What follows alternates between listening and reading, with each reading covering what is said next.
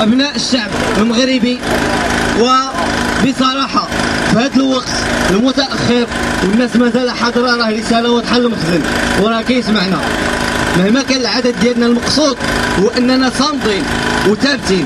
نقول للمخزن فيما يتعلق بالاحداث ديال طنجة وهذا الشيء اللي دار لنا معه كلمة في طنجة في اوانها. ردان ردان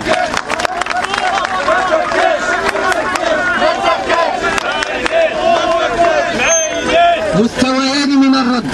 اولهما سيكون في القريب العاجل بعد اجتماع التنسيقية والجمع العام للحركة. هذا الرد الأول. الرد الثاني سيكون على المدى البعيد ولن نكشف أوراقنا. تحية نضالية لكافة أبناء الشعب الأبي. تحية خاصة للشباب ديال تطوان. لن ننسى هذا الموقف، لن ننسى هذا التضامن. تحية لكم جميعا ودمتم ودمنا للنضال أوفياء. والسلام عليكم.